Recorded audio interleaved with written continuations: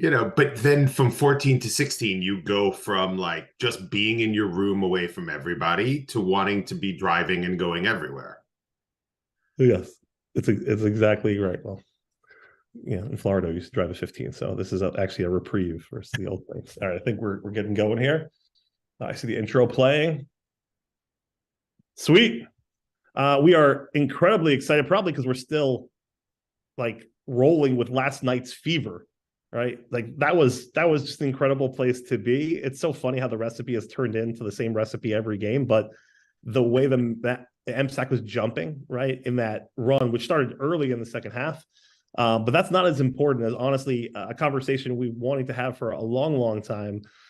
He wouldn't give me the time, 20 plus years ago when I was, when I was at YU, and he was telling us about the importance of not gambling as a student athlete and all the other key important things that we had to know, being part of the student athlete tradition at YU.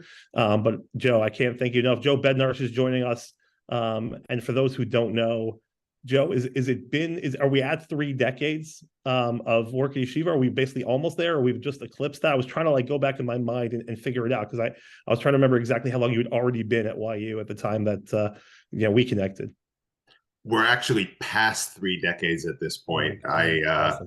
So started, awesome. I think, what was it, the end of 1991? Yes, when you were 10. Yeah. Right. Yes, obviously, of course. Yeah.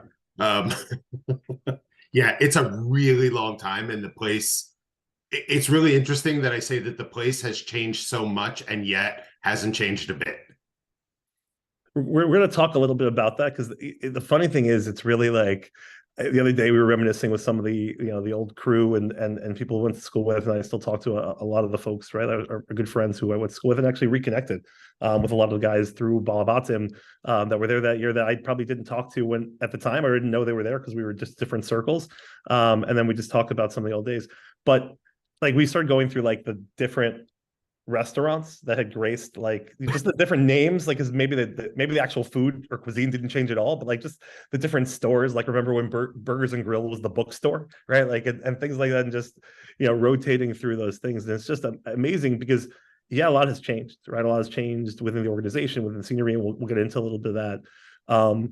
But when I walk on campus still, from I think it goes from literally park right when you get off the GWB, right, get onto Amsterdam Avenue. It's like it's literally exactly the feel. My daughter likes to point out that I like to point out every time. It's like that's where I got into the accent, right over there, the turn of the GW. There was no turn lane, but the guy thought I was turning. I talk about it every time. She's like, okay, Abba, we're good.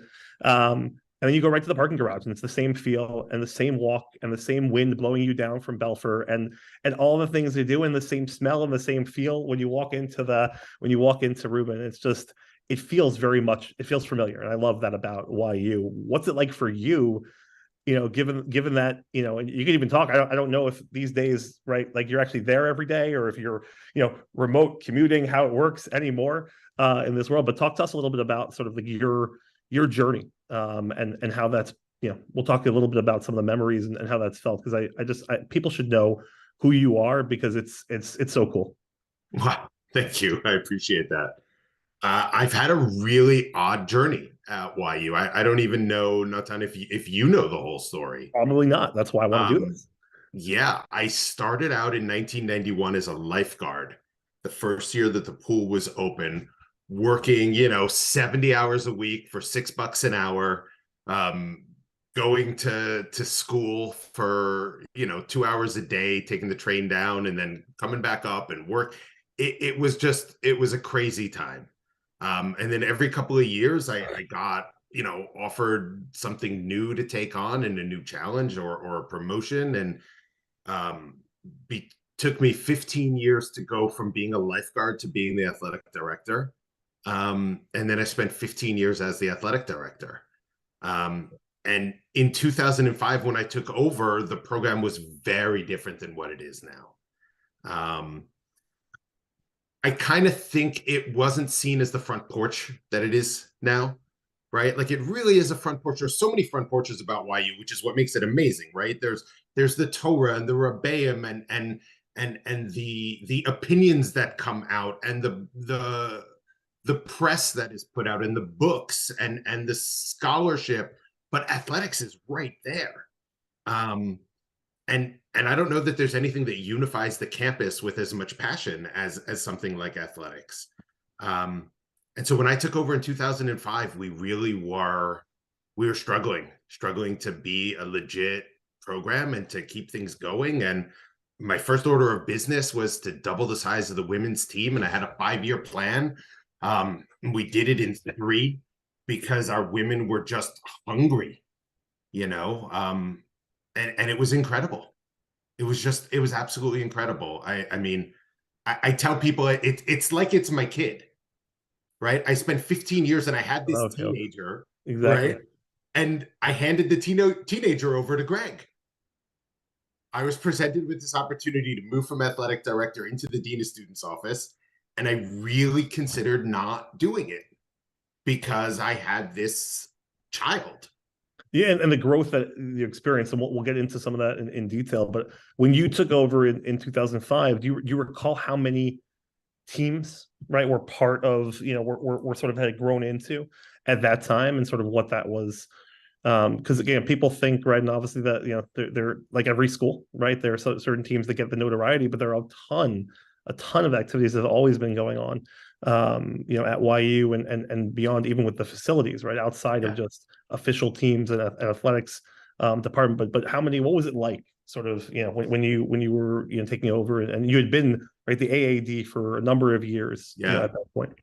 Yeah, literally held every job. I mean, I did the statistics. I mopped the floors. I mean, it's the beauty of athletics. It's no job that's beneath you.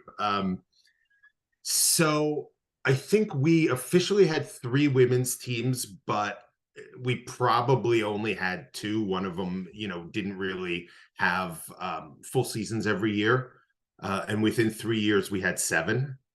And I believe we had either 5 or 6 men's teams. And then we added soccer, we added volleyball, we added baseball. So we must have had 5, because now we have 8. It's interesting because I remember the volleyball team, which I played on, in addition to basketball, was literally the majority of basketball players, and right, and then a couple other transplants, and they had other folks. I remember fencing, right, had always been active. But it's interesting, like, a ton of intramurals, right? That Yeah. I mean, look, from having played on the team, this might be the hardest school to play athletics for. I mean, the dual curriculum, the restrictions because you shut down for 25 hours every weekend. You have the holidays that you're not playing, where the school shuts down sometimes. And it's just such a challenge. And you have these students that are beating out other students for athletic awards, because the 4-year starter in basketball who had a 3.92 lost out to the 4-year fencer with the perfect 4.0. Right. It's incredible. Like, that doesn't happen other places, right? I will tell you, just to add to the stories, like some things that are coming back to mind now, just to give you, and again, by no means was I special or different than anybody else, but like my schedule back then. In here you are. In here, yes, in here, right? And then they opened it up, and they took it out. But when I practiced back when I was on the team, was 7:30 to 10 at night, right? 4 nights a week. Then I used to go work at the Cap store in Reuben, right, from 10 to 12 shift, and then I used to do the Morgue Mart shift from 12 to 2. Oof. So for me, like, and there was, everybody had their own thing, right? People had doing, that's when you would study, that's when so when you talk about, right, and that was after a full day morning, my roommates may testify that maybe I wasn't always awake at different points in the morning, whatever it is. I mean, that's from 2 to 5 playing cards. Like, there was a lot to do in the morning. Like, there was a lot to do, right, in terms of that. But things being different, do you know when the tryouts, my first year at YU, were held, and this blows my mind, it always blew my mind, even the day of, and still coming back, people don't believe it. They were held the night of Tzom Gedalia. So Tzom Gedalia, we fasted during the day, And then there was basically an hour between the break fast and when tryouts started. I am not joking. I remember people throwing up on the sidelines Oh my just God. because you were running wind sprints and you were doing this thing. And it was so funny. I was sitting here thinking, wow, I'm at YU and we're trying out like right after a fast day. I'm like, I guess this is what it's going to be. It was like what it is. So, you talk about it being different, and it really is. It really is a different experience, I think, when most student athletes go through. Yeah, we have sent Megillah readers with teams who've had to play on perm. I mean, it's unbelievable. Like I joke with all the people that worked with me when I was working in athletics, all went on to become athletic directors elsewhere. And the joke is, if you can work at YU and you can figure out the logistics with all of the restrictions and roadblocks that we have, you can work anywhere. I can't wait to we're gonna recreate the AD tree now. Now that I know this. Now that I know this, this is awesome. This is awesome. You're like the Mike Holmgren of the college of college hoops. It's really exciting. College athletics.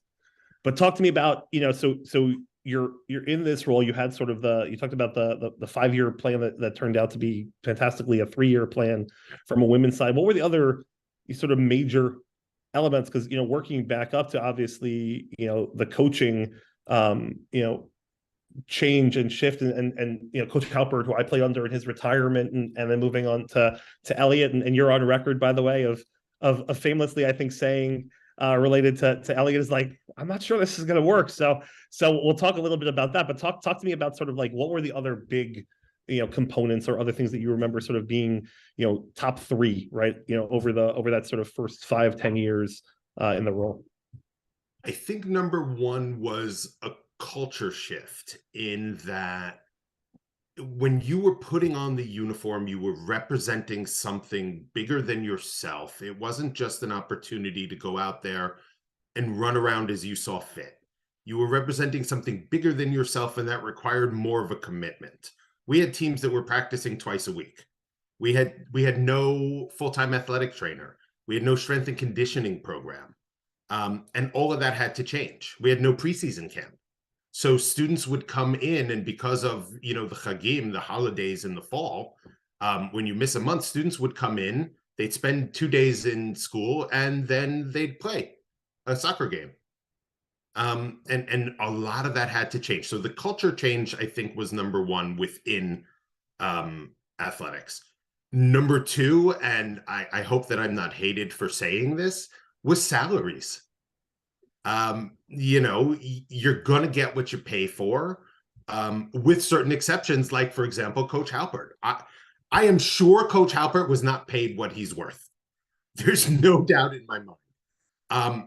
But his love for the institution and his love for what he did really kept him there. And I'll say it to anyone that'll listen. He's the shoulders on which everybody else stands.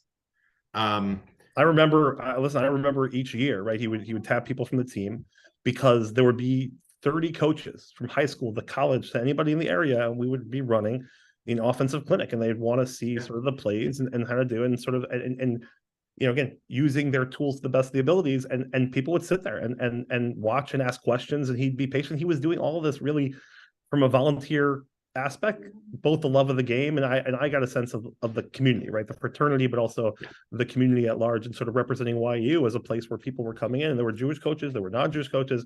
Our assistant coach, I think, Jody King at the time, had come from St. John's, if I remember. So people being sent, and he mentioned he was being sent by Carseca, if I remember, to go and sort of study for a couple of years under Coach Halpert, which is, again, a lot of these things, just that the history keeps coming back. Unless you were involved, I don't think that or most people know, they know that Coach Halpert was respected. I don't think most people know just how respected he was. When he put on those clinics, I remember working them and being there. There were some very famous coaches, very big names, that would come and would gather around him like he was a celebrity afterwards, to ask him questions. Hey, when you say do this, what exactly do you mean?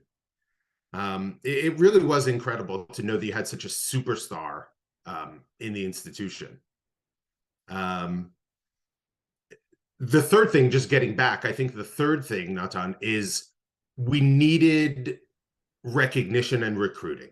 We needed to be on the regional and national and international stage. And we needed to recruit. We needed to bring people in specifically to be student athletes. We weren't going to reach those stages if we were just relying on people that happened to come. And that was quite a trick. That was quite a trick, because you're talking about a school that is very self-selective, right? Because of the nature of the dual curriculum. You can't just bring in someone who's smart and talented.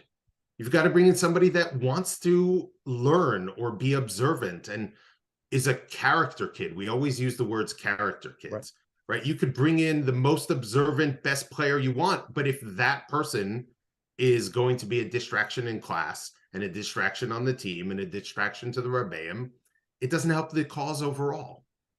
Yeah, and I think it's important, like, why use just like every other campus, in the sense of, if you want to be distracted, you'll find many ways to get distracted. That's I mean, you're talking about, right, 18 to 22-year-old kids, like, that's just, that's just what's going to happen. I think just, and maybe I could ask a clarifying question, because I want to hear like the insider part, because when you say sort of number two was about, right, or these pieces that were about both, hey, we have to take it seriously, right, which is also about the recruiting and also about some of these other pieces, as the AD, right, making the calls and sort of, setting up the schedules. We'll get into some of the duties later, but what was your sense of how we were perceived, right? Or how, within, because I think we were Skyline still back, then and for a long time at that point. But in general, how did that, how was that the outside perception? Like, or were you more focused on, listen, we have to change our inside first? But like, was any of that coming from, how you thought the perception was? I think I'd be lying if I said it wasn't both. Um, you know, from the outside, I think it really depended on what team it was.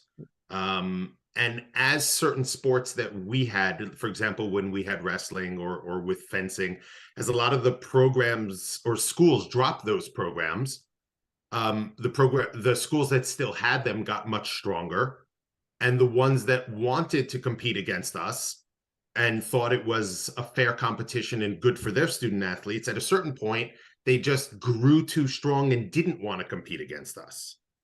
And so if we wanted certain sports to survive, we had to get stronger.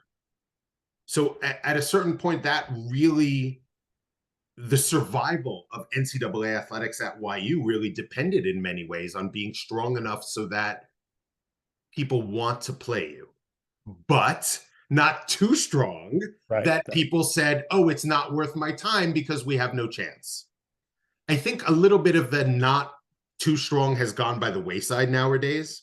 But I think 15 years ago, that was a really big concern. Yeah, I think that's a really important point. And I think that's the beauty of this, is we keep talking, is like, this to me is like the layers that people don't understand, right? Like, they come to the event, right? And they don't know what it takes to get to the event. And then we talk about it, for those who are following even D3 hoops last couple of years, right? We talk about strength of schedule, and it's not just, it's not like the pros, right? Where the schedule set, years before or whatever it is. It may be set years before, but people can say no, right? Like, you may want the games, but if they say no, then you're not going to get those games, and you're still going to fill up your schedule in whatever sport you're in.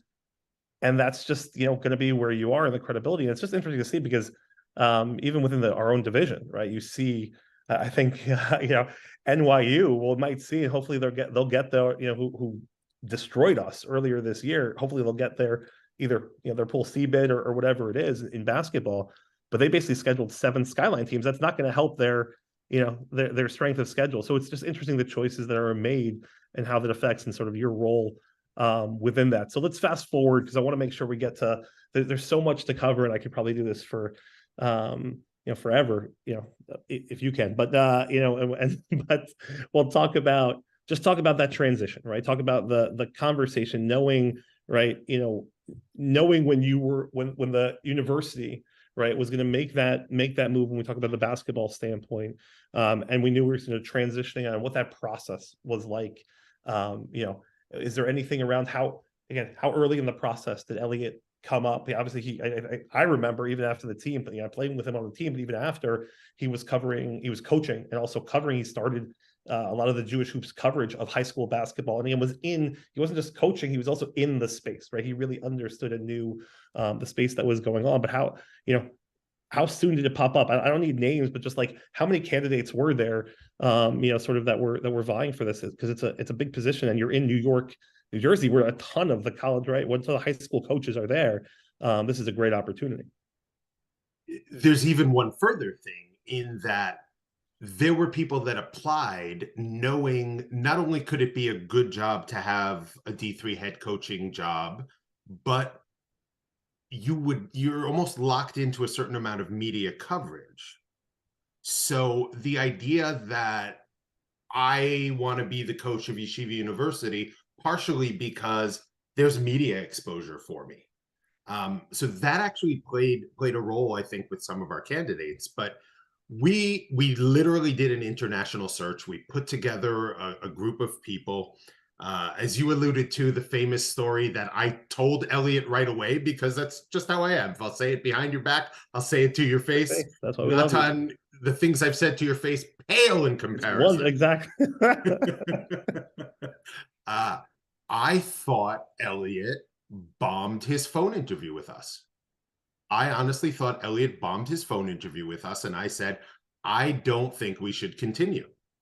I had asked him some questions. I wanted him to go down a certain path. He went down a different path, and I understand why he did that.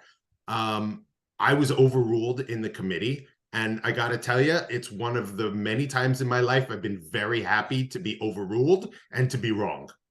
I don't know what it's like in your personal life, but in my house, at home all the time, by the way. Yeah, I sometimes get overruled. Yeah, my opinion doesn't hold as much weight. By the way, overruled is probably too strong, because it sort of intimates that I have like some say to begin with. Like, no one's asking for my opinion. It's just, so it's not really overruling. It's more like listening. That's the best we get to. It's funny. Yeah, but we had people that applied, people that got in-person interviews that went on to really big positions. People came with binders of philosophies and plays and things that they wanted. It's a really tough job to fill, because it's like in most schools, basketball, football are really the high priority, not priority, that's the wrong word. The high publicity sports, the ones that are more spectator, I guess spectator friendly. The attention, yeah. Yeah, we made a concerted effort. We were not going to treat any one team different than any other, right? We had 250 student athletes, and all of them worked really hard. The nature of basketball is it does get more attention, certainly in New York. It's a really tough spot to figure out who's the right person, but also for that right person, I had major concerns, Natan, that whoever we put in had 4 years, because they weren't going to be able to live up to Coach Halpert. You're talking about a tremendous 40+ year legacy. They were constantly going to be compared and constantly going to be scrutinized, and that they would burn out, and we'd get a person for 3 to 4 years, and then we'd have a long-term person. That was a real concern of mine. Again, I'm glad to say that I was wrong. Elliot has weathered that incredibly. I wonder how you for me, and I'm not sure how many of the candidates, right? Because again, Coach Steinmetz, right, has a day job, right? And I wonder in a lot of ways if that helps, right? In the sense of, right, the burnout, yes, it makes the work harder, right? There are places where it sort of makes it more difficult. And shout out, we have Reb Schwartz joining us to give us some more perspective here. So I appreciate it. Sometimes, like, just like my family, they don't think I can handle things on my own. So, they jump in. But, I think in some ways it helps, right? Because you have something else to take your mind, right? You can't be thinking basketball all the time. I don't know how many of the candidates, were coming. Anybody looking to, this is my only job, right? Was that like, some of the conversations, and sort of obviously there are different people playing out that way. Yeah, for sure. we are one of the few schools remaining, I think, that doesn't have a significant number of full-time coaches. Yep. And we can talk about why having full-time coaches is such a great idea, and it's so helpful from a student success perspective. But most people were looking for full-time jobs, hoping that this could somehow turn into a full-time job, or had the ability somehow to see this as their full-time job. We had one young man who made it very clear to us that compensation was not a concern for him. And he was really looking to make it a full-time job, independent of what, the salary was. Yep. Wow. It's very, very hard, especially in basketball. And take it a step further, the first year we went to the NCAA tournament, right? When we were down in York, Pennsylvania, and we were playing York. I don't think we talked about how yeshiva is so different than any other school out there. We had to prepare for 3 teams because Shabbos was coming. We weren't going to watch video on Shabbos. We weren't going to do walkthroughs. We weren't going to be talking about scouting reports. So we prepared for York, and we prepared for both of the other teams in the other game. The idea of having the ability to do that, somebody with a full-time job, hypothetically, who's a lawyer with his own law firm, that's really hard to do, especially because he's got a family. And that takes a lot of time. Not you probably don't know that, but children takes up a significant amount of time. I've heard. I babysit them occasionally. So when I have to do that that comes into play. But yeah, other times, they're around and they're good for getting soda. It's so, there's so, like you said, I think the idea of layers and the nuances that you think of that maybe either are not thought of in other schools or people don't realize because it's all behind the scenes. Yeah, so Reb Schwartz here, Avi, hangs out at the pit most of the time. He's in the Rutgers campus, Rutgers JLIC rabbi. So we're excited, we're excited to steal some of his time. But he's in a big, I guess they're Big Ten now. I mean, I grew up with them being Big East, but now they're a Big Ten school, and obviously a huge focus in basketball. Much better this year, but typically other sports even pop up, both women and men. And D1, right? Just seeing some of the things that go on there. So there are just layers and layers, and fans don't get exposed to that sometimes, and they don't understand some of that, that pushback that happens. So, we're talking about, we sort of got up into our, timetable, at least in the basketball piece. Talk to us about those, is there anything about when did you make that transition out of AD? How many years were you working with Elliot at the time as the AD, sort of, because that would drive me to leave my job also. I'm just saying, how many years did that take place, where you got that, exposure? Well, I think we would all agree that objectively, Elliot is just the worst kind of person. Never in a positive mood. Literally, when I met him, he wouldn't pass. He wouldn't pass the ball. Like, it was just, that was all good. We love Elliot for a long time. Yeah, that's very true. I've forgotten your question. Oh, about transitioning. So that was actually a really, really hard choice for me. To move from like the AD spot to the Dean of Students office. Like I said, it was my teenager. And when I got offered the opportunity to present a plan of what I might want to do, and the plan was pretty much accepted as I had written it. And it was really about, I had the opportunity to support 250 students. And now I would have the ability, when I first started, it included graduate students, so 6,000 students. And just the new challenges and the opportunity to be helpful and to interject just a completely different personality, right? I've said this to everybody. I'm so uncomfortable with the idea of Dean Bednarsh. I don't know who that guy is, but it doesn't, not time, you know me a long time, that doesn't sound right. I actually am probably expecting your brothers to all call you Dean Bednarsh, like when they see you outside. Like that's the only time I feel it would be used. Like never in the actual professional setting, but only like in family gatherings is like what I'm imagining. Well, they have other names. Oh, that's true. I mean, Yeah, they yes, have other they names. grew up, but that to me is like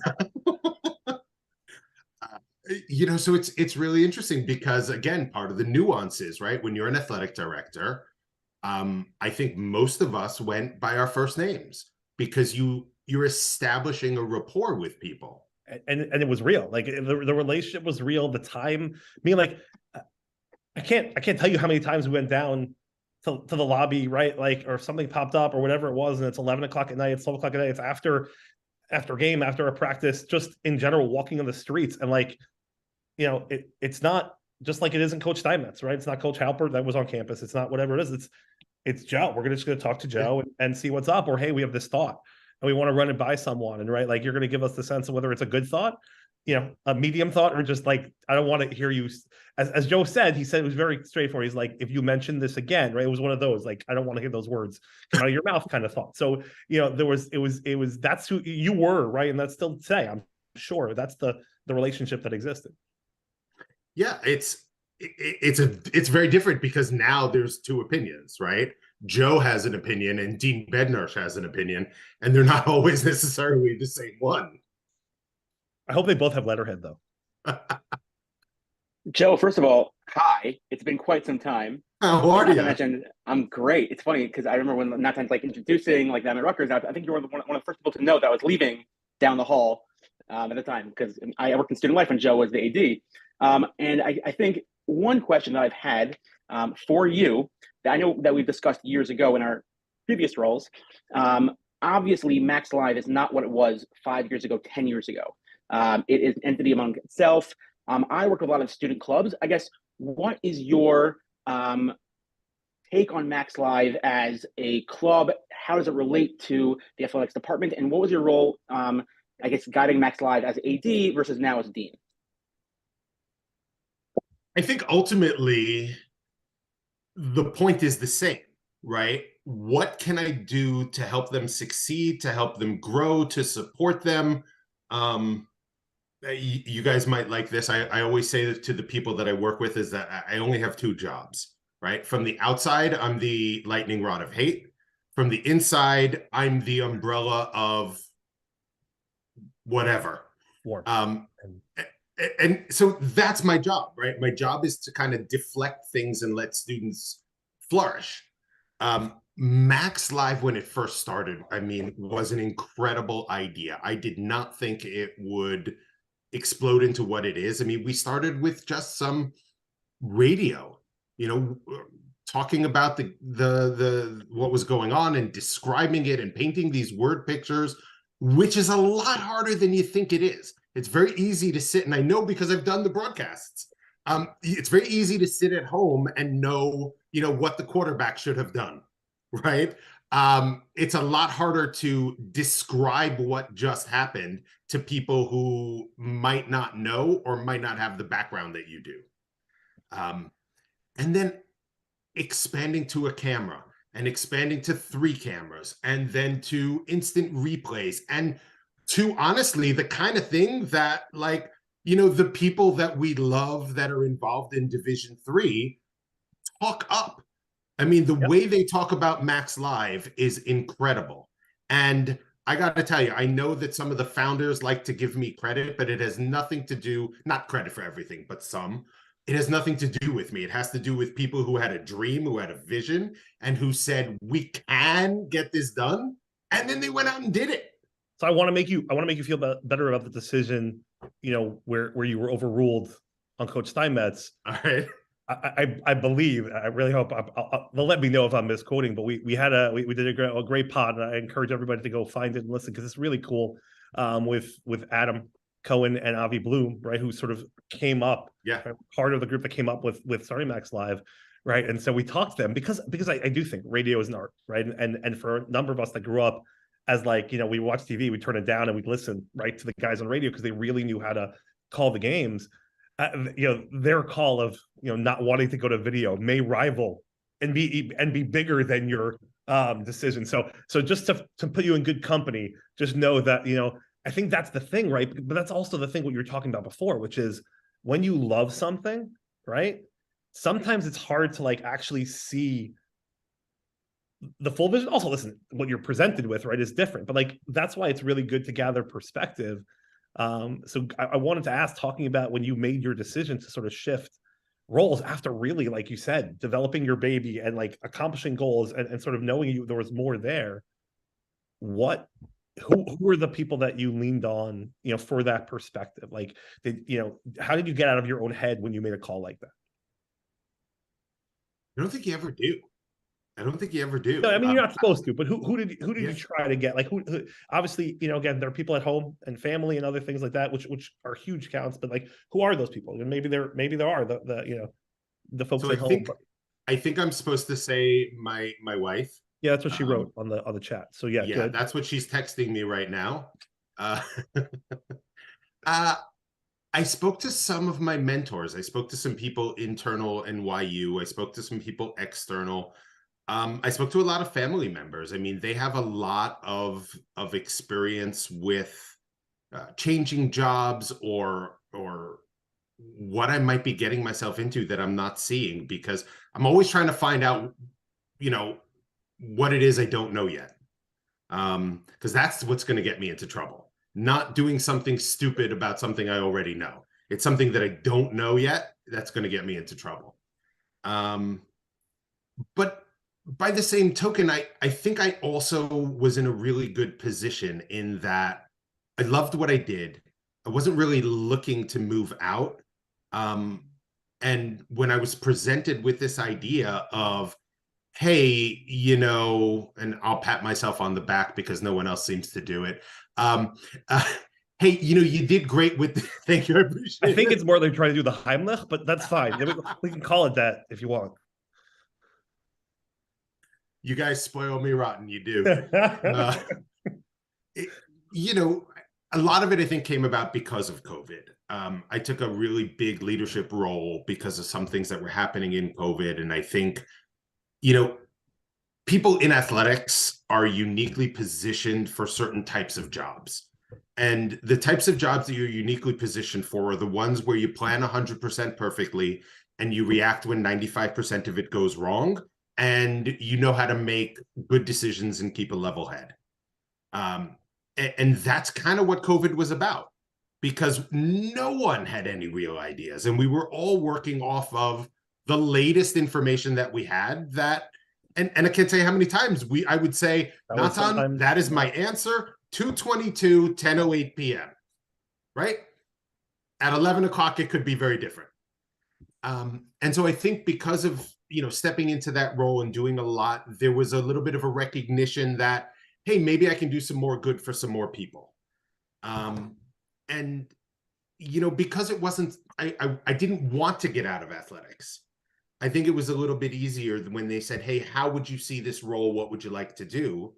And I was able to put in a proposal and say, you know, this is really what I think an associate dean of students should be doing, right? Look at the student experience, look at student success. Like, how can we make sure that students are supported from the day they sign on the dotted line until the day they walk across that stage? And then I can hand them off to Jack, right? Or to whomever. I mean, God help us, but yes. I know. Jack, also another one of those people, never in a good mood, never smiling, never happy. Always so everything kept inside. Just dour, yeah. Right? A classic introvert, you know? It's soft-spoken, shy, yeah. So you're right. It did take a lot of conversation, but you know, when I really sat back and I thought about it, it was a no-brainer. But I did have deal breakers. Not having oversight, not retaining oversight of athletics was a deal breaker for me. I don't step on Greg's toes. I don't step on Carly's toes. I don't get involved in any of the day-to-day, but being there and being involved and knowing that I have one of the greatest athletic teams administratively that has ever been in the university makes me believe that my teenager's in good hands. Yeah, where the heck did you find people like Greg and AJ who are like literally where do they come from? Because as I recruit people, like I just for any job, like I want to know where. I got to tell you the greatest story about Greg. So when I interviewed Greg, 10 minutes, I always make an hour interview. If you are horrible, I will stay on for half an hour. Like I think there's a mentorship aspect, but also it's not nice. It's not like you're not being a mensch. Sometimes people are slow to like even, it's like the Macs, right? They need the first 20 minutes to get all the first crap half. out, right? And then you Or have the like second half to like, right? Even the second half to clean it up. So you got to make sure there's a second half, right? Yeah. Avi, you might be a little bit closer to the first date than Natan and I. So we don't 8 remember. years almost. I don't know. 8 So years. in the first 10 minutes, I knew I was got hiring kids older than that. No, yeah. I knew I was hiring Greg. I knew I was making him an offer in the first 10 minutes. That's awesome. And he really didn't have to say anything else. I knew here's somebody that was a good person because I hire good people. You can teach a good person a skill, but you can't teach a skilled person to be a good person. So I knew he's a good person. I knew that I could work with him, and that the most important thing with people I work with is you have to be able to disagree with me and disagree with me vehemently and push your position. And then if I don't take it in the end, that's on me. But you have to be very comfortable being able to push back at me. Because if we're in a meeting and everyone says yes to me, we're not going to get to the right decision. All of those factors were there, and I knew Greg was the guy. We spent the rest of the meeting quoting Seinfeld and talking about our favorite episodes, and so he goes back, and his wife says, how'd the interview go? And he said, I honestly have no idea. All this guy did was talk about Seinfeld. We talked about nothing. We spent the time talking about nothing. That's right. That's so funny. The same thing happened with Carly. Carly blew me away with like her intelligence, the nuanced thoughts. I knew right away that was Carly. I also know we're not going to be able to keep Carly forever. She's going to be an AD somewhere, and she's going to kill it. Listen, that's the best part about being a manager of people, right? And I always tell this is what I tell my staff at every stop along the way, which is like we have two jobs. I have two jobs, right? One is the product, right? 1A is the development, right? And it's not 1 and 2, it's 1 and 1A, and you got to do both extremely well. That's what I owe you. What you owe me is the product. I'll help with the vision, and we'll build it together. But what we owe you as managers is always the development, right? And that is the 1A. And I love what you talked about before, even now, and now. Right. That's always right. Those are the best managers, the ones who understand that your job, right? Just like as parents, right? I want my kids to do better than I do. That's what I want. I want them to continue to grow in every aspect that's what we set forward, because otherwise we're not going to keep moving, right? We're not going to innovate. Yeah. We're not going to keep growing. Take the foundation and build off of it. Look, I had some great mentors. I wish my mentors had done a little bit more and had done certain things for me that I try to do for others.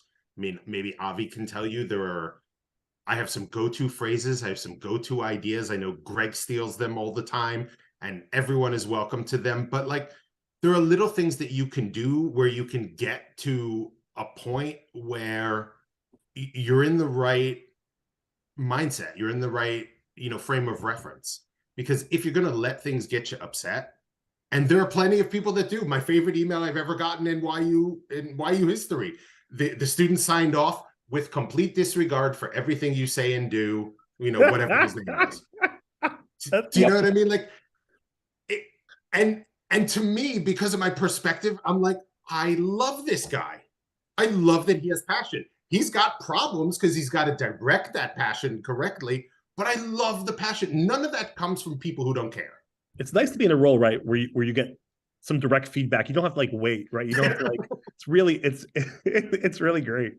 I mean, Joe, having gone through YU, our students are not shy about sharing their opinions. They're not. They're not at Joe, all. in fact, I'll add, good Jewish kids. To your credit, even I think that when Max Live, especially in the past few years, has been developing, some of the people that were starting to really push it off the ground more than it already had been. We're trying to pass through the red tape and the bureaucracy without, consulting with you. And you could have just very well been like, no, absolutely not. You went behind my back, you did this and that, and we're not gonna work with you guys at all. But like your perspective, like you said, that in the end of the day, they have passion, and let's see if we can guide it in the right way. And because of that, that's why Max Live is what it is. And I remember me and you having this conversation about one specific student, and in the end of the day, it ended up being a very big success. The student, I'm sure he'll do fine.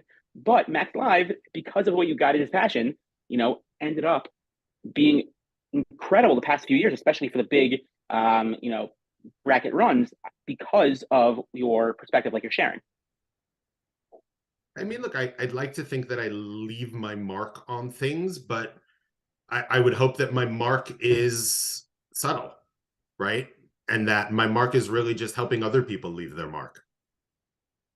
So yeah, I think it's interesting. I really hope I think what everybody in the world is thinking right now is how handsome is this guy? Does Joe have the power? I mean, that they know. They're already ranking.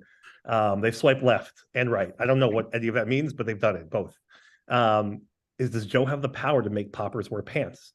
That's what everybody's asking. Is that the shorts, right? Is like, does he have the ability? Is that in the thing? But again, there may be deal breakers. And speaking of, but how long did you take? Because my big question, by the way, in this whole transition is, when did you know you could give up the PA announcer? Like when did that? That's the biggest transition to me. If all the things we've talked about, that to me is the one I never thought would transition. And so that's my personal question. Is like, I thought that would be a deal breaker. I thought that was a deal breaker. I would be honest. I really thought that was a deal breaker, and I didn't think. I think that was gonna be a cold dead body. Like you're gonna pry that out moment. Because the voice also really the voice. A really funny story about that is, because of the Sarachek tournament and the 3-point shootout, I sort of became known as the 5-4-3-2-1 guy. Yep. And I remember, I guess it was early 2000s, I was in Dougie's, and there was maybe Maimonides or a school was in New York for their senior trip. And as I walked through, I could hear two people turn to each other and go, "That's the 5-4-3-2-1 guy." The role you were born to play. The role I was born to play. That's just awesome. It's so funny because these are all the things that like I never thought of, but like you just do what has to be done, right? I mean, think about Stan, right? When Stan Watson, one of the most beloved people ever at YU, when he was in the gym, right? If he wasn't doing one thing, he was doing another. The scoreboard, the book, the shot clock, mopping sweat, running with the trainer, right?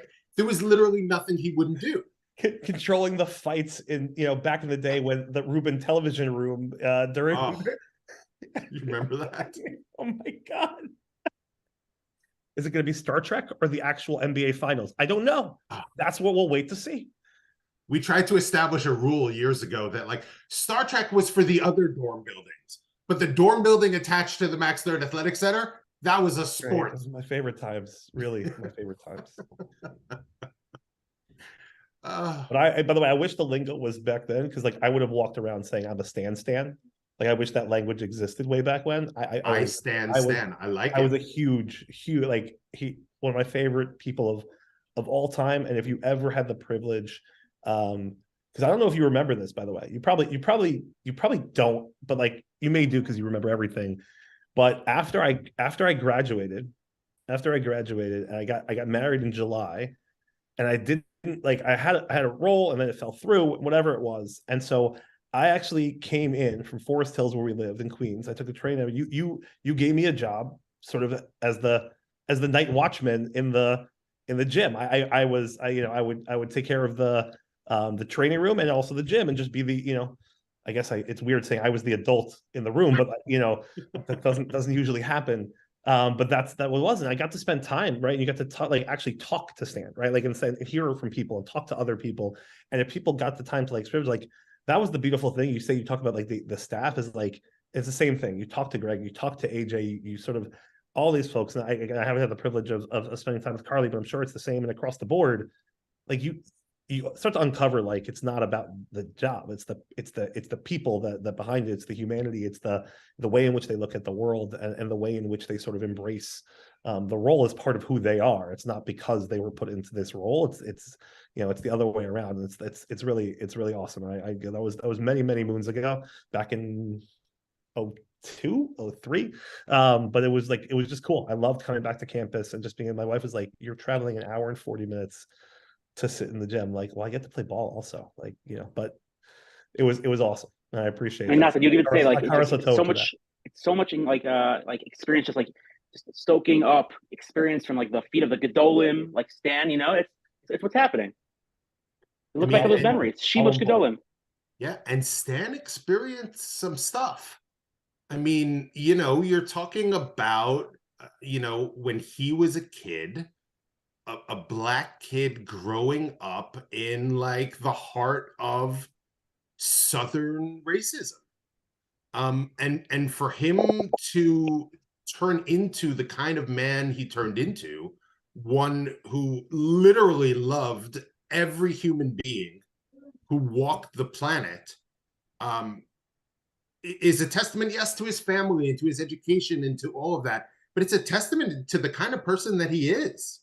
Yes. I mean, I would love to say that I love everybody, and it would be an absolute lie. There are people that are the worst. And you just have to move on, right? My self-worth is not wrapped up in their opinion of me. We can move on.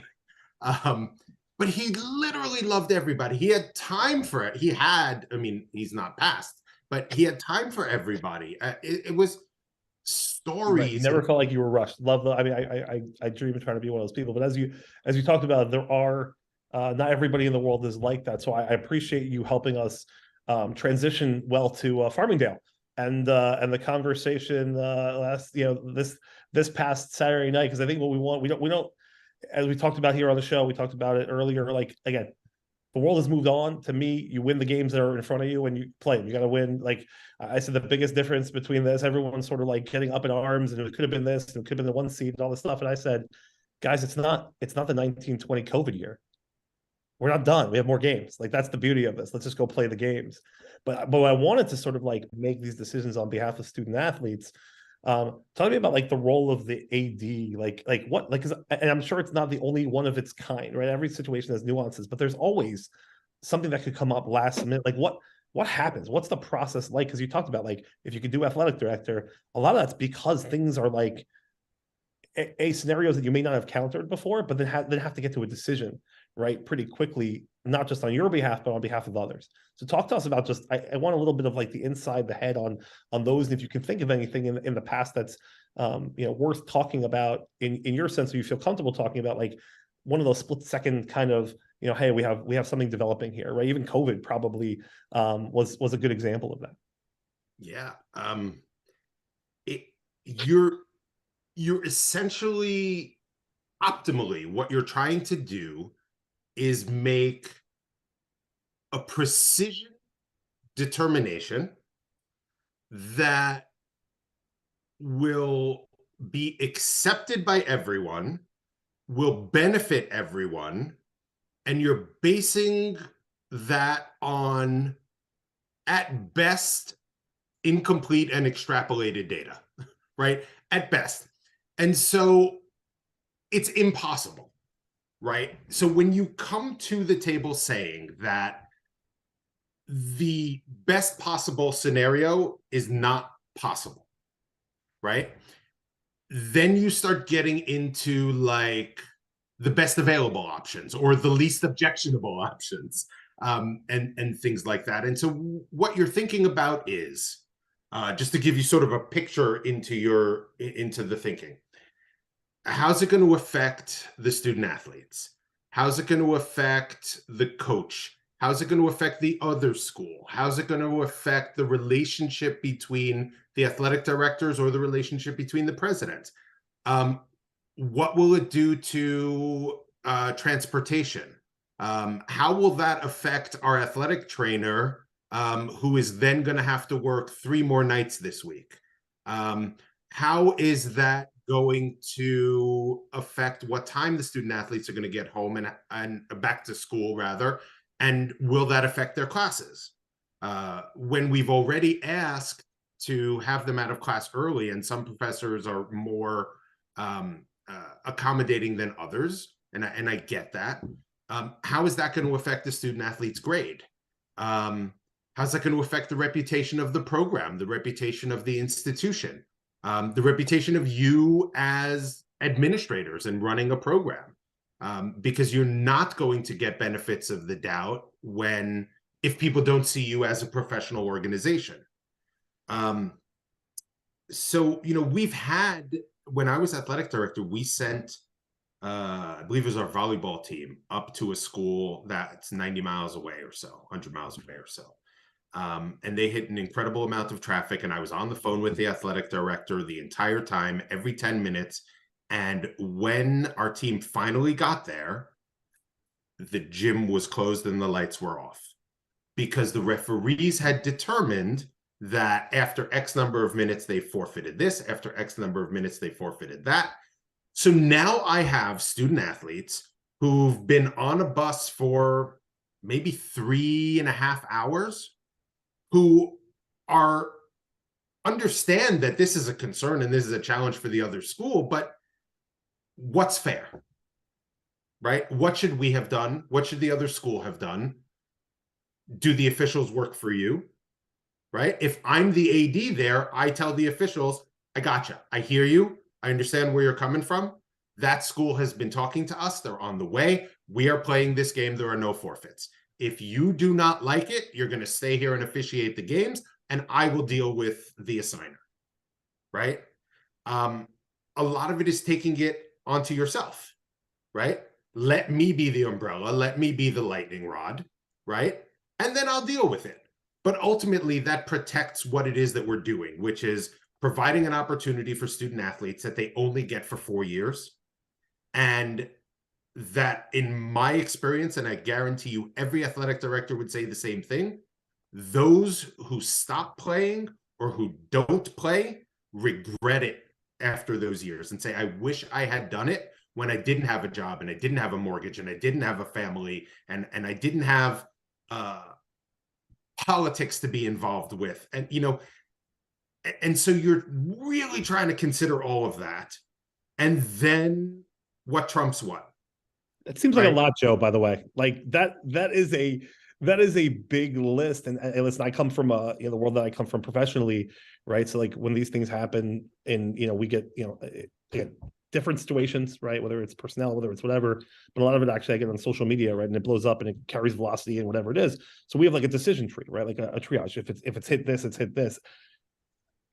Do you get to, is there time to call? Like how you talked about, right? The president and the other right impacts. And we even heard in some of the statements in some what took place, right? The presidents talk to each other. Like, do you have calls that you need to make? Like it just seems like a lot, right? Of just like, how do you feel? And is there a thankfulness that you have that distributed leadership you talked about before, right? You put your people, you train your people so that they're empowered to make the decisions when the time comes, right? As opposed to training them in the moment, right? And then you have to worry about it. The job would be so easy if it were, we had a playbook and we were just making cold calls. The beauty of having good administrators, right? And I always make this joke, any monkey can say no. You don't need a good administrator to say no. You need a good administrator to find a way to get to yes. And so having someone that can think nuanced and is willing to take the risks when necessary and is willing to say, maybe this one I'll ask for forgiveness instead of permission, right? But also knowing that there are some hot topics. I mean, we're not oblivious to understanding that there are hot topics, and there are plenty of hot topics surrounding Yeshiva University. There always have been, there are now, and there always will be. It's the nature of who we are. But the ability to think about what might be touching on those hot topics, what might get conflated, what might just get all tangled up because, there's a proximity to those hot topics, and that's all they have in common is the proximity, right? Time wise, that is. So yeah, there are times that I would call, let's say Josh Joseph, who was my boss, or I would reach out to the president, or reach out to the chief of staff, or to the people in charge of admissions or communications. But there are other times that you just can't do that, Right. right? Call You have afterwards to and make say, that "Hey, I decision. made this call, and by the way, you may hear from," right. So as you said before, right, part of the role is about the decision, but part of the role is also, right, protecting your bosses, right, in terms of risk or assessing risk, right. That's why you talked before about having someone like a Greg or anybody in position who is going to push back against you, right. Sometimes that's not even about what I believe. It's about, I need to be able to make sure you're aware of the risk, right, before you make the calls that you make. And so it's really cool. Really appreciate that. I want to be cognizant of time, and I want to get to a couple more things if you have Yeah, another of course. 5-10 minutes, because this is, by the way, my favorite, of all the things going through it. I'm going to share, by the way, because I know we've been, naming names just for certain generations. I know you talked about, trainer, and I think, by the way, I think it's, Aaron, if I remember the name correctly, Elva Shalom, who was the trainer back in my day. I want to share a quick story, because I never seen ever, and I could probably go back, like, ever seen that man get angry. He was super calm. Right. There's only one time that I got yelled at by him. We had a basketball game, and I had turned my ankle at some point during the season. He taped me up for the basketball game. Me and my infinite brilliance, right, was like, well, the basketball team has a trainer, but we don't get a trainer for volleyball. And like, my ankle's still going to hurt. So like, I'm just going to leave this tape on for the volleyball game 2 days later. So I left it on. I come back to him on Thursday when he was in, like 2 days, whatever it was, 3 days later. And I'm like, Aaron, my foot's purple. He's like, did you leave this on? He like yelled at me like I was his kid that just like drove the car into like a thing. That was the only time I ever, and he still didn't raise his voice, but like, I got a good scolding of like, are you an idiot? Like, what is wrong with you? Like, just call me. I will come take, like, figure it out. I'll come tape. I was like, I didn't want to bother you. Like, it's like, I remember my foot was like a shade of purple. I don't think I've ever seen before. But yeah, that was 48, 60 hours of leaving a nice ankle tape job on, which just tells you how good he was at the tape, because it stayed. It was fantastic. So, but again, the facilities and just the attention that was given to student athletes. I want to switch gears just to talk about the women's program. I know that was a big, obviously a big push when you first started. I'll tell you that, and the guys, love talking about it, that, if the Max women had made the playoffs and were playing Tuesday night, that they weren't sure which arena I would have been in. And they're probably right. It probably would have been a coin toss, because this team, I'm just like, it's awesome. I'm falling in love with the way they play, the way they talk to each other, the way they work with each other. But obviously that didn't happen overnight. So talk to me about just women's sports in general, but focus a little bit on basketball, because that is growing also, a level of talent, and it may remind you of like the journey that some of the other teams were on, and sort of where they're going. It absolutely reminds me, and I will tell you, not unequivocally, I know exactly which game I would have been at on Tuesday night, and Elliot would not have been in that room. I'm just telling you straight up, I absolutely love that team. Awesome. They're awesome. To a person, those women are not just dedicated and smart and friendly and a real team, but they're just good people. They're just such good people.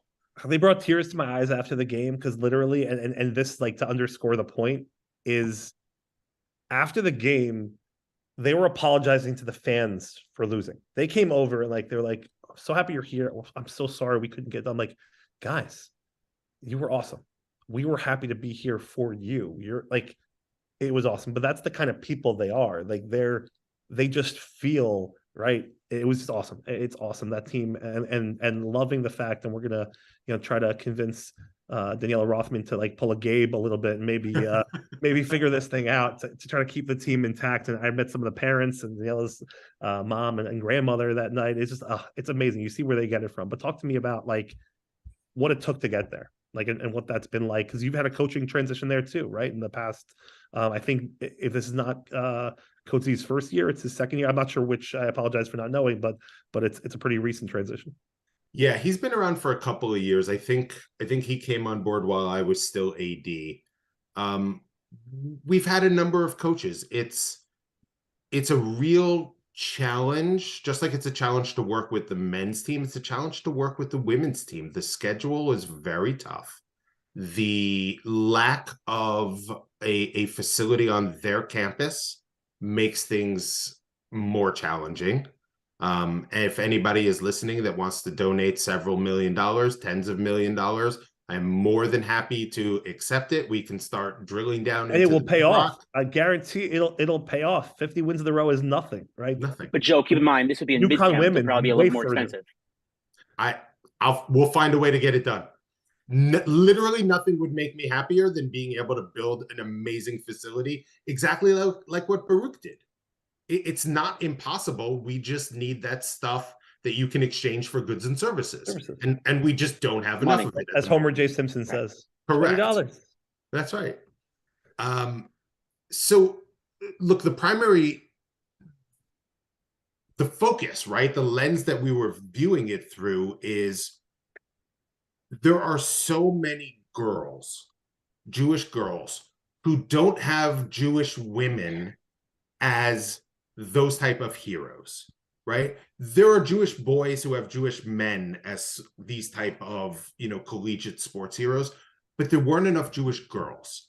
And you can't start, I didn't think that this was the kind of thing that could be started bottom up. It had to be started top down. You needed someone to look up to, someone to say, I want to be like that person, right? When we were growing up, we would always turn around and we would put up that shot, and what would we say?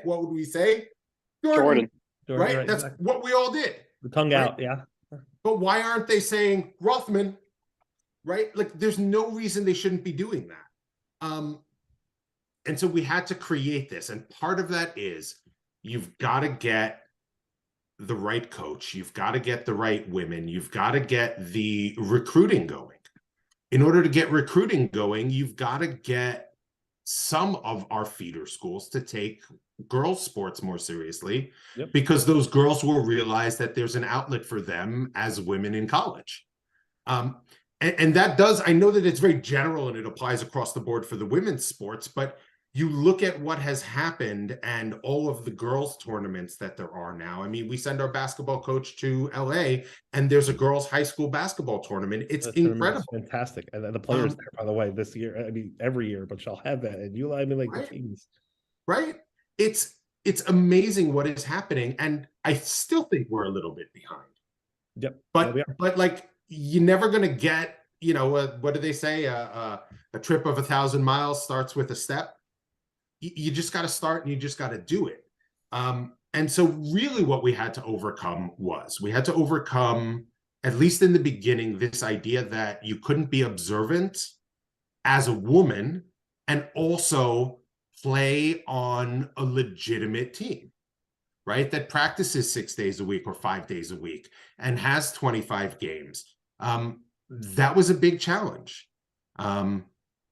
Talking to the NCAA in the early years about, hey, we've got to find a way so that our women, independent of their level of observance, can play and it becomes within the rules, whether that's long sleeve shirts or pants, skirts, head coverings. We've had women on teams that are married that cover their hair. So now how do you do that? Right? And how do you do it in a way where you're being fair to our women, but you're also being fair to the opponents? You can't wear a shaitel, and if that shaitel falls and then somebody can hurt themselves, right? You have to do it smartly. One of the things that we did is we made skirts out of uniform shorts. So, if most teams, let's say, will buy 150% of what they need for uniforms. Right? So they have for their seniors who graduate, they have the sizes that they need and what have you. We bought, I remember, 300% shorts of what we needed. And the shorts that we bought, the extra 150%, were mostly larger. And then we brought them to a tailor and we said, here's 20 pairs of shorts. Make them skirts. By the way, it's not a story of incredible. the Jewish university unless you involve a tailor. So we appreciate you checking that out. And on that point, Joe, out of curiosity, has there ever been a thought about having a women's Sarachek type tournament? Like flying out to the West Coast to find, high school ladies playing basketball. What would happen if that would be a possibility in New York? So now I'm going to give you a little bit of an insight into some of the thought processes, Avi, right? In terms of how it works. I love that you're stretching and get ready. That's What do actually you a year's worth of think? stretching for Avi. That's the most exercise It was the annual. It was actually the annual. It's Adar. It's the annual stretch. I would flex for you too, Avi, but it has been quite some time for me. We have to extend the windows on the Zoom. Yeah, it'll be fun. Here's my first question to you. Where would you hold it? Jersey. And before you answer that question, what is the point of it? Is the point to have something that is there for Jewish girls to play basketball? Is the point it's a recruiting event for Yeshiva University? Is it both, or what percentage is it? What does it do to the part about it being recruiting for Yeshiva University if it's not held on Yeshiva University's campus? So the answer to your question is, has there ever been a thought? Absolutely, plenty of times. And it was something that I worked very hard on a lot with a lot of different people, and trying to figure out a way to make it work and make it work in the right way. I don't think the door is ever closed on something like that. I think we need to find a way to work towards not just having boys and girls basketball, but let's talk softball and baseball and volleyball and soccer. I mean, I honestly think Yeshiva University needs to be the hub of Jewish sports. It's what we need to be. Thank you. That's very woke of you, Avi. And in order to do that, we need to have the ability to host these kind of things, and to do clinics, and to host, in the summer between, the week between camp and school, right? To host events and do things like that. Yeah, I was gonna say at the very least, right? Like, I mean, like the I think really good points about the venue, right, and other things like that. But also, right, like, to me, it's always more about the influence, right, and the fact that it feels right like a Yeshiva University program, right, that can operate, because people know, like, when I, again, I know we use acronyms everywhere nowadays, but like, what is EULA, right? It's Yeshiva, that's what, like, Yeshiva University has a connection to so many different places, right?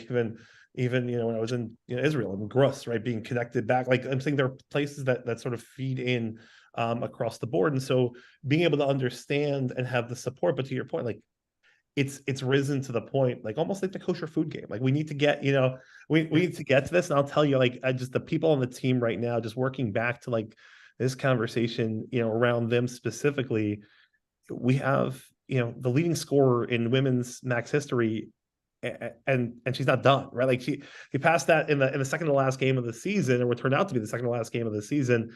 And the whole nother year left. Like, we're starting to build right towards that. That's what I see so much of the similarities between the men's program. Again, the Israeli influence with Yuval, with Shai, when you have, again, a flat out baller in Daniela Bessler, who just is here to play, right? She could play in so many places, right? The same stories that we talk about with Gabe and Ryan and some of those, that level of talent. Yeah. I think, to your point of how does YU become a mecca for the sports that they're representing, right? How do the sports that they're representing then have the development that happens at the high school level, right? Even like nobody like, even now, my daughter plays volleyball for Frisch. I went to school in Miami. We were on beaches. We were like, nobody played volleyball, right? So even coming to YU, it wasn't something you practiced in high school. We learned it while we were in college, and we loved it, right? And if I had the opportunity to have played it in high school, I would have played it in high school. It's awesome, right? So some of these sports, how do you like make the connection between the two? And I think that's where you start to bring it in together, because it's happening in a coordinated way, right? In a consistent way, where it's now just a continuation of that experience at a level that's now beyond what you just were at, because now you're coming together. And I think that's that's the beauty of the whether it was the original Bosch Wade, LeBron call, right? Of like Ryan and Gabe, like let's come, let's go, and Simpson Halpert and Donnie Katz. Like that's Not what one, not two. I'm saying that's what I'm seeing right now. I'm seeing that a little bit in the women's game because again, success begets success, and That's right. I fully expect this is not. It's going to be a no doubt playoff, in my opinion, playoff berth next year with a team that's there. And that's what happens. That's when you take notice. That's when you get the coverage. And I think we will work collectively, to build around it the attention that they so readily deserve, so that those girls, again, like I said, I have 3 girls. I each and every one of those girls. And the funny thing is, my oldest daughter, Daniela Bessler, was already a role model for my daughter outside of basketball. Right? They had met actually in camp and helped her, and she's choosing her summer program this year after 10th grade because of talking to Daniela. Like these are girls, like you said, these are girls who you want your kids to be connected to. These are people who you want that to drive through. So just I can't be more ecstatic about that. I know that's the beauty, Natan, right? Like you have a lot of girls, and I've heard this from girls, where you can't be athletic and observant. You can't be athletic and feminine. You Right. can't be athletic and a great academic. Like, and none of that is true. You can be all of that. I'm not going to lie to everyone and say you can be anything you want to be. You can be anything you want to be as long as you're good at it and willing to work. That's and it. right. And so work. They're not diametrically opposed, all of these concepts. And so the beauty of YU is that no matter who you are, there's someone like you here, right? Whether that is, Rothman or Bessler or it's UV. I mean, there's someone like you here, right? You look at somebody like Yuval, right? She is tough as nails, right? She's not afraid to go against that tougher opponent. Daniela Bessler is not afraid to put her shoulder down and drive to the middle, right? Shai has never seen a shot that she's afraid of, right? Big shots. Yeah. I mean, and Daniela Rothman's not afraid to mix it up with, and it's every name. We could drop every single one of these names. And each one of them has those qualities that these girls can look up to, right? I still swear, for those of you that don't know, I've taken almost all of the pictures over the last very, very many years for athletics. Yeah. And I always joke with Daniela Rothman that I am going to find a picture of her not smiling. I am going to get one. And, I still haven't been able to do it. Right. So what better attitude do you want to show a young girl than this woman who is fierce and tough and doesn't back down and a great player and a good person? And what is her attitude? Not I'm going to step over my opponent. Not I'm going to, beat my chest or stick my tongue out or wave 3. A smile on your face. Help your opponent up when they fall down. I'm going back to play defense. It's so funny because exactly right. At Saturday night, I was there with AJ. It was just so funny because like everyone's coming out after the game, and obviously they feel, disappointed. And then you see Daniela coming out, and she's. I'm like, wait a second, what's going on? She's like, oh, I have an engagement party right now. It's like it's just that's it. She was dressed just to the nines. She was ready to get going with her life. Like it's the ability for them to transition. And that's really the heart, I think, of the student athlete, is that you walk in these multiple spheres and you hang out in your your friend groups and your team groups, and you sort of add these layers to it, and you keep on sort of living and keep on pushing that piece.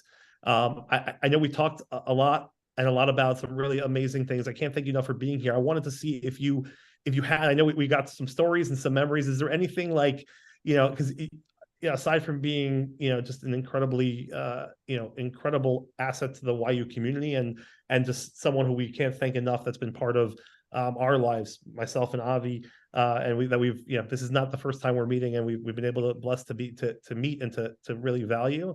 But you are one of the best storytellers, and have some of the greatest stories. I don't know if they're all true, and I don't really care because they're good stories. Because like mostly 80% true and 20% like that's what I hope for. 20% based on a true story. Is there anything whether it's from any walk of life that you've worn that you say like, this is the this is the YU story for me, or this is like one of the funniest, or anything you want, like what is the story tell, I don't want to put you on the spot, but like, is there a memory that just pops up, right? Like, hey, we were on a late road trip kind of thing, or whatever it is. Hey, the first time we went to York and we were scrambling to find where we're going for Shabbos, or whatever it is. Like, pick anything. I'm not going to lead you down a path, because I'm sure there's that whole Rolodex that the cobwebs are being dusted off of right now. I love how you think that there's cobwebs. I always like to say that, like, the wheel is turning, but the hamster died years ago. Exactly. There's three, and two of them are really quick, and one of them is a little bit more, but it really encapsulates things. Number one is the time that we had a Chabad young man on the baseball team, and baseball always davens mincha or mincha marv between games. After they finished that, he went to the other team because he had scoured their roster, and he saw that one of them had a last name that might have been Jewish. He walked over to that young man and said, "Hey, are you Jewish? Oh, you are? Have you put on tefillin yet today?" That's awesome. So that's the best part. That's one of them. It's a YU story right there. That's amazing. Yeah. That's incredible. Right? The other short one is we had a volleyball player who was incredible. The kid could jump out of the roof. He must have had helium in his bones. And on one particular play, he slammed the ball so hard, it went off of the opponent's face and hit the ceiling and then bounced into the stands. And the first thing he did was go under the net and reach his hand out to help the person up. There was no posturing, right? The first thought was not to, I'm going to laud it over this person. The first thought was, is my opponent okay? Wait, right? Can we get names? These are good stories. It's not like Lashon Hara. I don't possibly, but that's why Avi's here, just to make sure I'm there. I love how you think that I will be able to remember the names. It's adorable. I was going. I was like, that's fair. The volleyball player's first name was David. That's what I remember for those two. Was it Moskovich? I don't remember. I honestly don't. Probably was. Okay. I mean, it's something nice. I would tout him if I could remember. But the real story for me comes down to that York game. It comes down to that York game because it's not acceptable to blame a loss on officials, right? That's just how it works in athletics. I'm not saying we lost because of those officials. What I will say is those officials made up some rules that do not exist, and those officials could have done a little bit of a better job. Also, at the same time, with York was the whole bar aloof thing. Now, that really was, everyone says, out of an abundance of caution, right? That's what we all write. It really was, because when you think about it, before we coined that term and made it really popular, 5-6 years later, yeah, you're ahead of your time. But when you think about it, Bar came back and played, right? Do you know what I mean? Like, so it really was an abundance of caution. And so at that game, it was, I mean, the worst conversation I've ever had in my life is sitting on the bus with Bar Aloof and saying, "I'm sorry, you're not going to be able to play."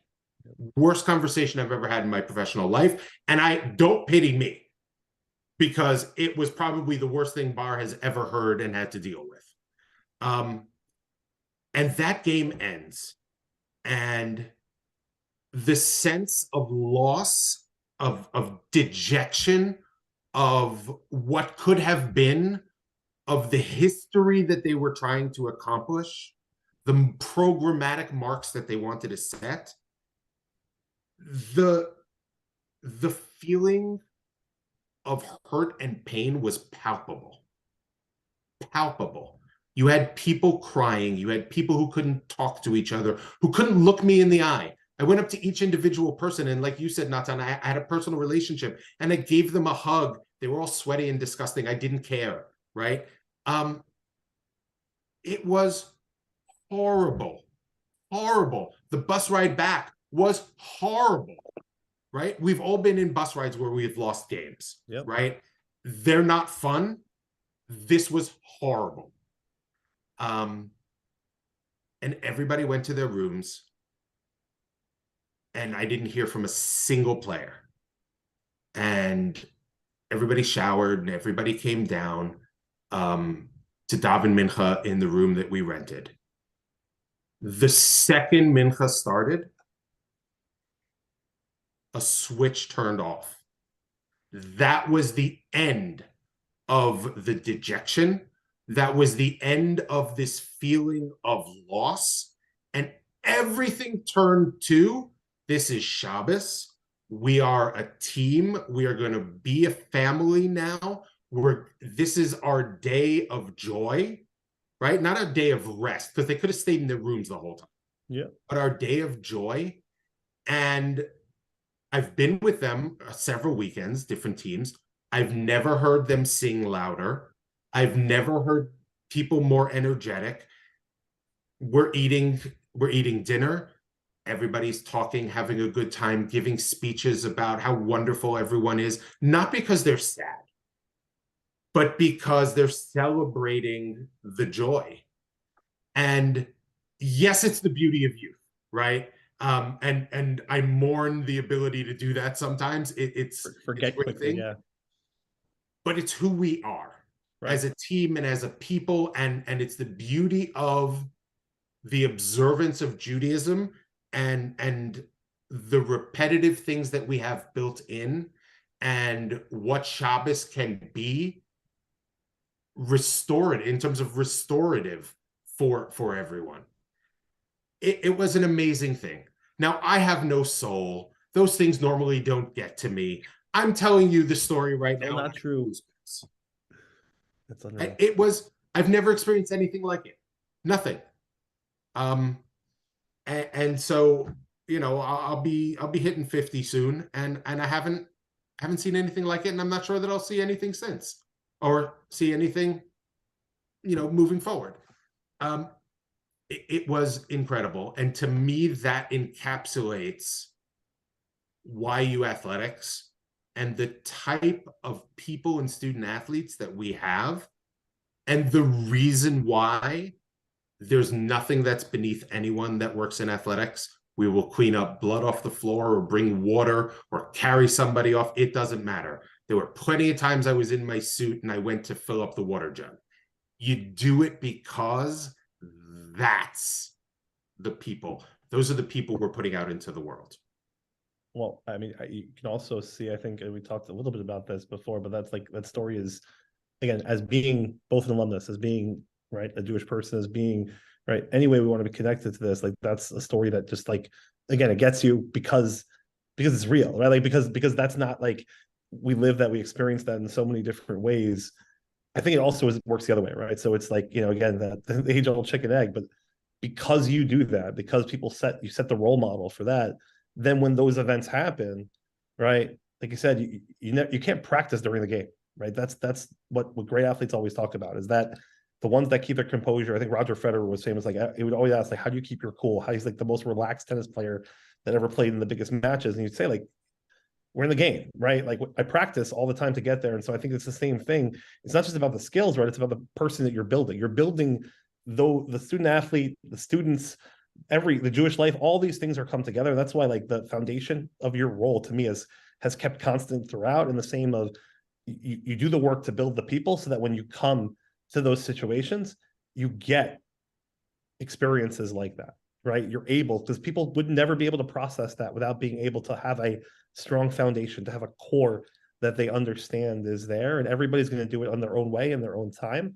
But it's just that story is tremendous, because it also highlights the family aspect, right, of sort of being part of a team, and you know, we see that, you know, day in, day out. It's really incredible to see with this team, incredible to see with the women's teams, incredible to see, as you said, your big three before, right? You have built collectively, again, not on your own, with the help and with the support of others. You've built the culture that you've set out to build, and it's only growing from here. And we can't thank you enough for doing that on behalf of us and the Jewish people. And, like, it's so cool. It really, to me, is so cool. And I look and I say, you know, 3 decades plus of being at YU, like, but so much innovation right throughout that time frame, and just, we know that's going to keep going. So to Joe, on behalf of Avi and myself and the Balabatim, thank you so much for the time. I know it won't be the last time, you know, we connect, but your insight is really, really tremendous, and I love this conversation every second of it. Thank you. And thank you guys. I really appreciate it. And just, I'm very good at, you could give me a topic and I can talk forever on it. I'm very bad at accepting compliments. But I will say that if you think it's me, and maybe it is partially me, it's the people that I work with, and it's the student athletes who put in the time and the energy and the dedication. It really is. Take But notes, thank you. everyone. Be a servant leader, man. Take a note. Take notes. That's the leader that that's the leader that really, right? Empathy and organization. That's what we all want to work for. And that's the excitement of it. So, Joe, we're gonna do a little Manhattanville preview to close out the show, but we will bid you adieu and give you back to your family, whether they want you or not. It doesn't matter. They appreciate you, Natan. Have a good one. We'll talk soon. Hopefully, God willing. Last thing. Moshe Kolat just sent me the picture. I love it. There it is. This, by the way, I have a story for another time, but this is what it's about. That is amazing. When is that picture? What's the date? What's the date there? It doesn't say. Says it somewhere. I can't find the date. Yeah, Moshe will send me the link. Don't I'll learn find how it. to use mobile phones. It's the problem. They don't. No, he sent me a screenshot, not the link. I don't know. No worries. I'm just kidding. And we know you're active, but that's amazing. That's amazing. That's how fast news travels, right? In Georgia. That's fantastic. Shout out to Moshe Kolat for always being on it with this. I think he sent me the picture of me on the basketball team. I'm like, I didn't know that existed. That's great. But this is tremendous. It's tremendous stuff. So Joe, have a good night, and we'll talk to you soon. And maybe we see you tomorrow. We'll I'm hoping to be there tomorrow. Yeah. God willing. I hope to as well. We got to figure out how to make it work. But I think I'm getting sick. No, we should figure out how to make the 5 o'clock. I want to give a big shout out also to Manhattanville for maintaining and keeping the women's game right where it was. That's a great women's team, and they deserve all the primetime action they can get. So big shout out as we transition to Manhattanville preview. Men's game at 5, women's game at 7:30, and it's a big night for them. Hopefully not as big as we want it to be, but a really big night for the Manhattanville campus. Awesome. Thank you guys. I really love this. It's great to see you both. Awesome. We'll talk soon. All right. Have a good Shabbos, Joe. You too. It's gonna be perfect, Av. It's gonna be perfect. It's gonna be a fun time. I'm blown away. I can't I knew how much I was gonna love it, and I loved it even more than that. We definitely have some off record stories that we can be telling about our times on campus too. Being locked out of the room, meeting security in different places. Like there were a lot of fun things that went around. But I do want to note the time and get a little bit into Skyline basketball, because there's a big game that's coming up. What we're here for. Our madness is continuing. You got it too. Listen, I wish I had your shirt. It's continuing. It's continuing. I know you were able to see some. What did you see last night? I was running a Shalom Task Force event. So I only saw the last 40 seconds of the game. Which is perfect. That's when the Balabatim chant was. We threw that. Exactly. That's all I heard. There. It was fantastic. It was really, the crowd was really tremendous. I mean, we talked about how, again, in numbers, we'd love to see more, but you know how it is, right? It doesn't about the numbers, right? It's it's quality, not quantity, and it was really a great quality. The feedback I was getting, apparently there was this one crazy fan in the back with an Utter Madness shirt. They riling up the crowd like Laurel Terrell. Thank God they were able to take him out of the building. But yeah, we wish we had Mohamed Sorrell there to do it right, but we tried to make it work even without. But the hype squad was in full effect. There was a whole group of guys on the near side of the gym towards the end of the basket who got a talking to by the ref because their celebrations spilled over to the court a lot of times. Wow. And so the ref was asking them to keep off the court, which I think, by the way, will be a bigger issue no matter what happens tomorrow, because Manhattanville is a very small, one of the smaller gyms. Ariel on. We have actually our expert joining us, thank God, because I can only talk to so much and did the research, and I need him to even train me how to figure out the Massey situation, because what I was trying to get to is the strength of schedule, because people can look at this, right? Sometimes you look at the schedules coming into games. I do this all the time when it comes to the NCAA tournament. Is that you look at the records, right? And so if you look at Manhattanville's record, right, you feel like Manhattanville, okay, they're 20-6, right, and we're 15-9, so like they're the better team, right? And actually, we actually have the same record in conference play, and we beat them. So we if we didn't seed by conference or conference half, we'd be the number 2 seed in the conference, not the number 3 seed, based on We record. could have even been the number 1. I'm not going to get started. No, we're not going to talk about it. I'll But stop. based on we got to win it anyways, and we know we're looking for the Sunday. You're right. But we can't overlook this Manhattanville team because they are a really, really good team. They have 2 phenomenal stars and some great. I wouldn't even call them supporting cast because they're probably in between the stars in terms of their point guard, who's their leading scorer, Tommy Latito, averaging 17 a game. Jackson Leach is just an all-around incredible talent. But I did want to hit, and Ariel, I don't know, I can put you on the spot right away. But I did want to hit a little bit on the strength of schedule, if you have any sense to that, because I do believe that a lot of the 20-6 wins, were probably played, against maybe not the strongest of competitions. But we'll try to get you, because I'm looking at the feed, and there you are. You're coming on the air now, so I just want to make sure you're on the feed before we start moving into it. But looking at their schedule, they definitely didn't play the strength of schedule YU did, but I was trying to look that up. I don't know if you got a chance. They have. I remember they didn't play such. Yeah, they played a kind of a typical Skyline schedule for out of conference. I think they played Scranton, who actually just lost tonight, but and they got blown out by them. They played York, I think.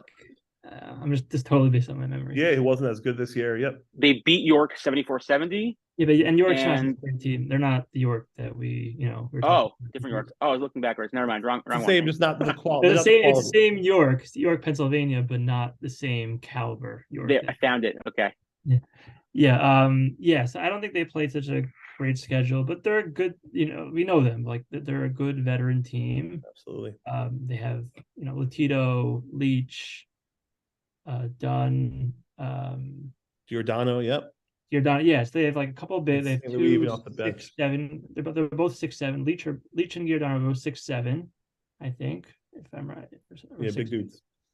Yeah, so they're big guys. Giordano had a good game against us last year in the finals. Leach played really well against us the first time we played them this year. So they're both big guys, but I think Matan could take Giordano. I think I wouldn't be surprised if we see Roy on Leach because he's a very dynamic player. They don't really have any. They have like basically those 2 6'7" guys, and they have a bunch of like 6'1" guards. So they don't really have anything. They don't have like a Tabata or something like that in between. So I think I wouldn't be surprised if we see Roy, who's I think one of our best defenders for sure. He's done some great jobs against some of the better players, some of the best players in the Skyline for sure. So I wouldn't be surprised if he's on taking Leach. Leach is a good player. He has some mid-range game. I think he shoots a little bit from the outside also, but he's a great player. I think it's a good matchup for us because I think like Oren, like a lot of teams in Bednarsh, like they try to expose him on defense. They try to pick on him. They don't really have a guy that they could really do that. I think they don't have so much size either from their guards. So I think it's a good matchup for us. Definitely tough. They're more experienced. They're veterans. They're pretty much all seniors and grad students. But it'll be a good game, I think. It should be. I mean, they're going to be a tough. I mean, in terms of the, they're a very defensive minded team. Right? They give up about 65 points a game. We give up around 71 points a game.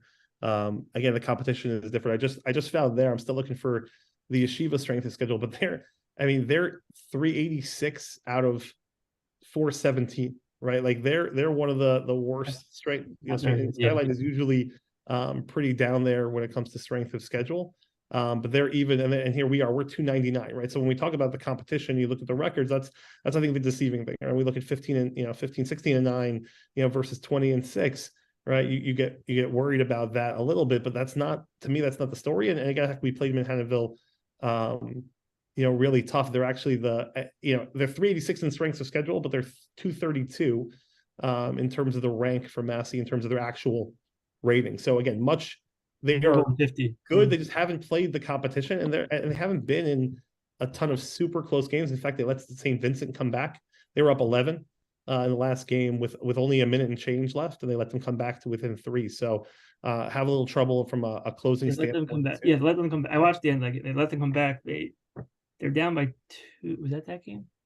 Yeah, they're down by 2. I think it was that game. I might have been mixing up with Maritime. Yeah, it was that game. Guys, I got to step off, but I'm looking forward to tomorrow night. And Mirta Shem, we'll have a big semifinals win, all right? No worries. Yeah, it may be even before Marav the game will finish, so we'll just figure it out. I'm hopeful. I'm hopeful. All right. Saras Tovas, everybody. Talk to you soon. Chodesh Tov. Enjoy. Yeah, I think they that game, it somehow got close. I like texted the group, I think, like, oh, they have this, they're up by 9 with like 2 minutes left. Right, And then, it's locked. Right, we thought it was done deal. then they were up by 2 with 11 seconds left, and it took Mount St. Vincent 9 seconds to foul. So that's how they ended up winning that game. But yeah, they're good. They're very like they're The definitely. thing is, for me, they're I actually think, like, again, St. Joe's, we saw how St. Joe's played with defense, right? And they played inspired. And I think Manhattanville has the mindset to do that. They're a defensive-minded team. They're coached really well. What I worry about from Manhattanville's standpoint is they actually have, right? That to me, the 5 starters are better in totality, right, than what we saw in St. Joe's. They're really, really strong. And also, to your point, we can't sleep. Yesterday's game, it was Allen, who was incredible. Right, incredible.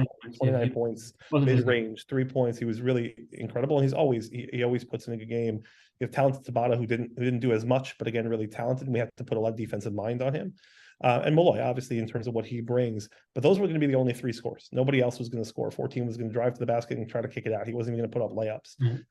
In this game, you give Giordano, you give Jake Dunn, right, those shots, right, short shots, mid-range, right, even open looks. They're not a great 3-point shooting team, but they shoot about 42% from the field, but only 30% from the 3-point land. But they will hit the mid-range and they will hit layups, and these guys will drive to the basket. And that's what I worry about, is sometimes we see a lot of attention to certain parts of teams on defense, but then we forget about these other guys.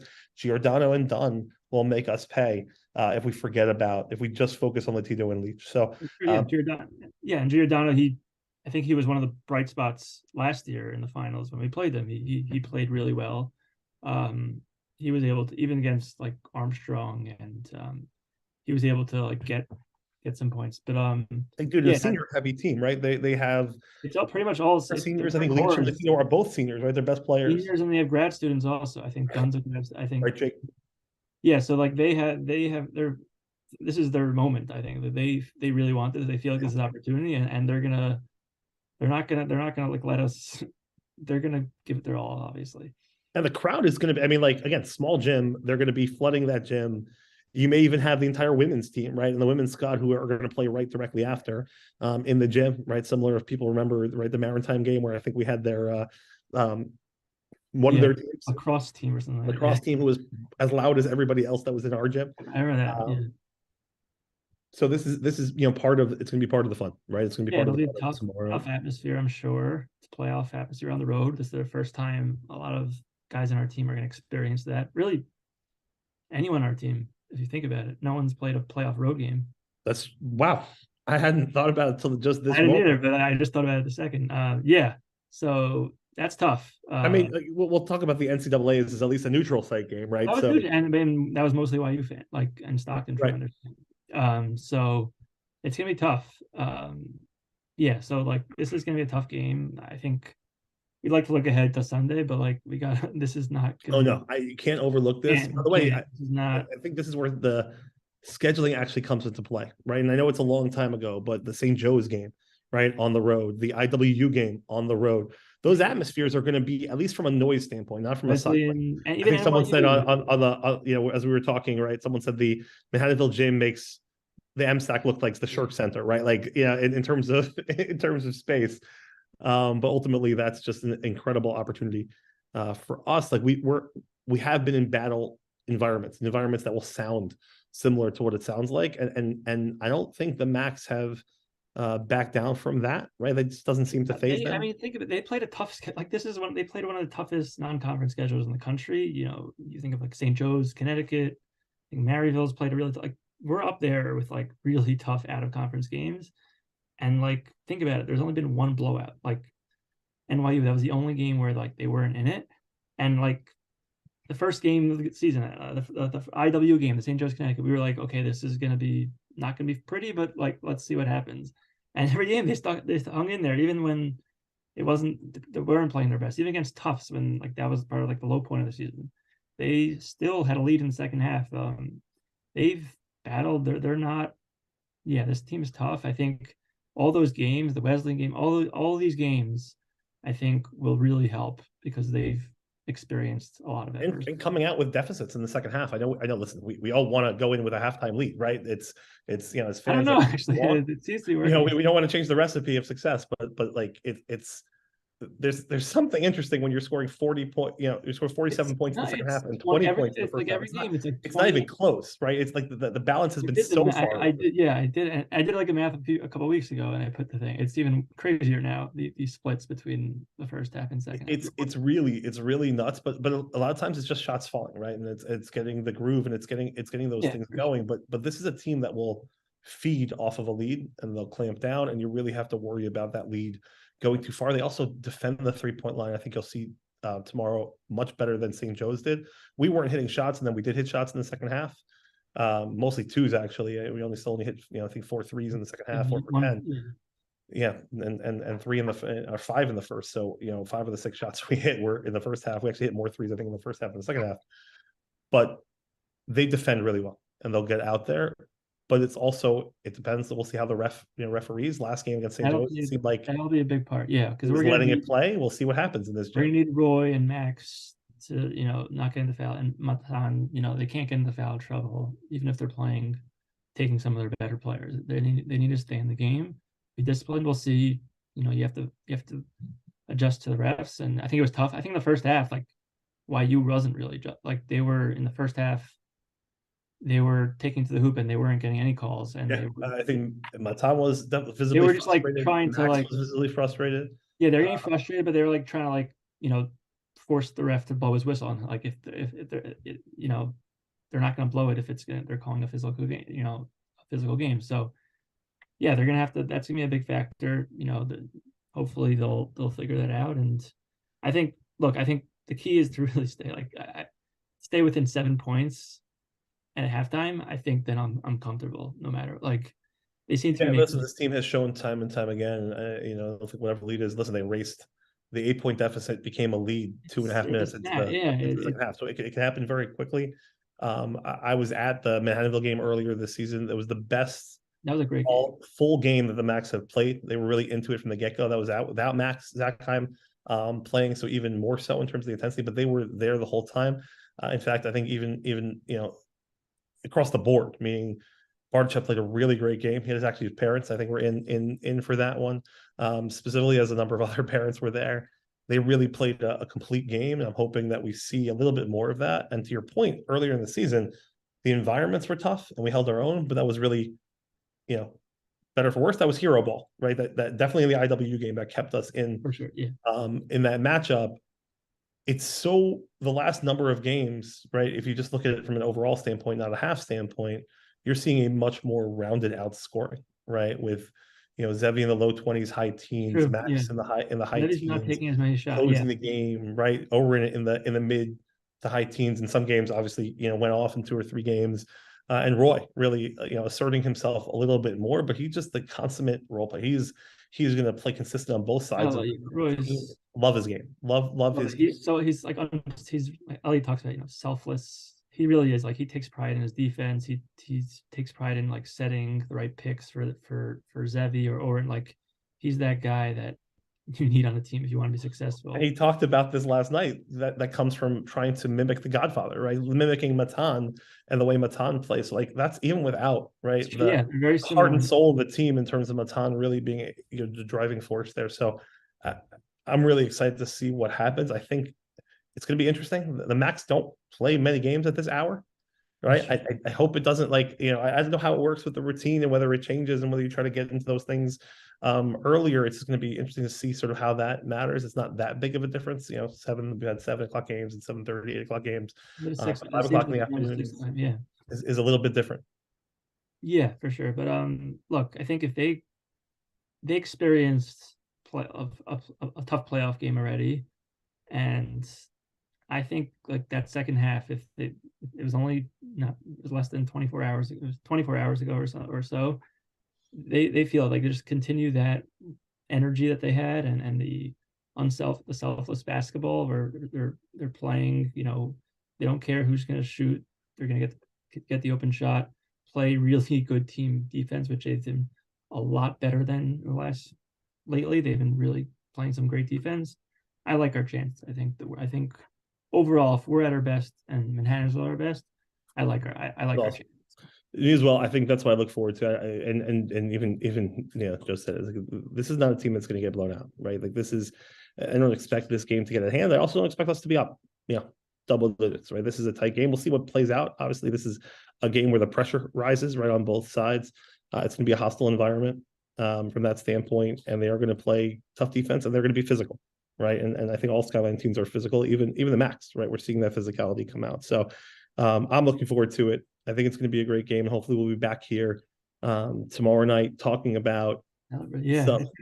I have to figure out. Yeah, exactly. We're gonna figure out. We'll do. Do they still have the the March Madness thing with the boss button where the the Excel chart? I'm not as concerned. Yeah, I was telling like my office mate, he knows all about issues. We'll see if we get that installed in time and why you should come out with that. Skyline I'm not concerned about anyone like walking. I'm like, I don't care. I'm watching, but exactly. Like, listen, we'll make up. It'll be the non-billable hours. Last night I spent another almost an hour after. Exactly. We'll spend the time. It's really going to be a great thing. And by the way, if it sets up, just the other side of the conference, I hope people realize that I don't think. I mean, listen, Farmingdale's found something on offense, right? Because they were struggling, and now they've scored close to 100 points last night. Over 100 points the game before that. Again, not against that was Old Westbury, not against great. Even so, it's not like they're not Hunter, they're not Greenville or whatever. Exactly, they're playing it, and that's not their pace. Like they don't pace to score 100. And they're also it's not their starter. They're like benches scoring double digits. A lot of their guys. Exactly. So I think that's they're definitely hitting a groove. But Maritime, by the way, one of the hottest teams the second half of the season. I really expect a good game out there. I could see. Farmingdale running away with it if Maritime gets behind, but they have a lot of their heart and their push on their team. We saw it play too. We played Maritime and barely escaped with a victory. They have some really great young guards who are not phased by this, and it's really dynamic young guards, and we're starting to see that come out. So Donovan's a great player. We all are hoping. We didn't ask the players last night, but I've heard that all the players are really hoping. They can't look past Manhattanville, but really again, Farmingdale on Sunday is going to be like the ticket. The ticket. I don't no one's going to care about the UA has nice games and whatever. They have some crazy game. Emory Roch. No, it's Bob Ryan. Everyone's going to just fly in. So we're gonna make it happen. But no, it's gonna be awesome. But again, it doesn't get there unless they focus on tomorrow night. It's not going to be it easily be the last game of the season. This is a very good team. Again, same record as YU in conference. A tight game that they played against each other earlier in the year, and expecting another one tomorrow. It's going to be fun. The ride keeps going. I mean, again, the expectations for this team, they've already exceeded them. They will continue to exceed them. But for I think them, the driving forces for themselves, they haven't exceeded them, right? They don't feel like they've exceeded them. You can see the hunger in the way they played. That second half intensity on defense was really unrivaled, but the intensity has to show up earlier each next opponent, right? They're harder each round, no matter who they play. In the finals, if they get past Manhattanville, it's going to be harder. The pressure is going to be more at stake, and it's really that nobody wants to see their season end. Manhattanville is a bunch of seniors. They really don't want to see the season end. Farmingdale is, a couple seniors, mostly juniors. But I guess only a few seniors are getting they have a bunch of seniors. I guess they're not all graduating. Yeah, Trey Riggin. I mean, the seniors are not the guys. Hurwitz is technically a senior. Powell's a senior also. Yeah, I don't think they're going. I guess they're staying. Going that way. Santos and others they have more years left. But they've been in it every year. So this is again veteran teams who don't have YUs, and maybe that's the factor that's going to be helpful. Ariel, we're going to see we'll know the answer to this question in less than 20 hours. We'll watch Manhattanville win, and Manhattanville. Watch YU wins Manhattanville. YU win. Heard it here first, ladies and gentlemen. Even Manhattanville. I'm saying the game again. We'll watch us win against Manhattanville. At Manhattanville. I may stay for the women's team. That is a fantastic team. The women's team. I may stick around for that. And by the way, big kudos. I mentioned it before in the show, but to Manhattanville women. Or to Manhattanville for keeping the games as they were. Manhattanville were slotted in that 7:30 slot. They deserve it. They deserve that prime time, and that's awesome for Manhattanville. It's a big shout out to them for keeping the schedule the way it is, even though it makes it a little tough for YU fans, but may I guess make it more easy for those, or easier for those not requesting tickets because they can't go to the game in the first place. So Yeah, that's true. No, it should be a fun one. It's gonna be a fun night of Division 3 basketball tomorrow, and hopefully we'll be partying it up tomorrow. I know that our chat is going to be hopping, except for Owen Glickland, who will probably go on the blackout again. He cannot deal with delay. Although if we're not live and chatting, right, then everybody's on the same delay. So maybe we'll get Oren back, for the conversation. I don't know if he kept his word. I'll just say that. It's all good. It's all good. But Ariel, thank you for jumping on just to talk. And I really can't, people should go back, like and subscribe, but go back and just listen to Joe. I mean, listen. That was great. No, that was awesome. I was just watching. It was great to listen to. It's so awesome just to see somebody have a career like that and develop over time. I think it's what we all want, but so few and far between these days of being able to stay at the same place and really build and really grow with that, right? And grow the role. And just kudos to Joe and what he's helped build, right? He won't take the credit for it, but what he's helped been a part of at YU on behalf of the administration, but also the YU students. And really the students I think have benefited the most, and really the time he spends with the students and has continued to spend. We've all been benefit of that, and can't wait to see that. Can't wait for my kids to maybe experience that someday and keep that growth going, especially as the women's teams keep growing. But look forward to tomorrow, and we'll talk. Hopefully, we'll be celebrating Marbin B'Simcha in Adar. We'll get some more Adar madness going, and you may see that shirt show up at the game. I promise I'll wash it though. Please do. Yeah. It's a small gym. You don't want the players to have. Exactly. I'm just going to go back to that. Reminded a little bit of that was the State Farm commercial with Mahomes and the guy who never washes Mahomes' jersey. Love it. That's what it'll be a little bit like, but we'll make it work. Just being a little referenced. But come out. The fans should come out. The fans, who are not able to go out, watch the game at the airwaves going. Unfortunately, no Max live at the game, but I think hopefully, maybe we'll sneak in a simulcast or something. Maybe a last-minute decision on the second half. We'll figure it out somehow. But to keep everyone together and really keep going with this community and keep going with this magical season ride, different from last year, but it feels kind of familiar, and hopefully we'll get to the same place. Really fun to absolutely fun. Have a good night, Ariel, and we'll talk soon about some good Mac stuff. Amen.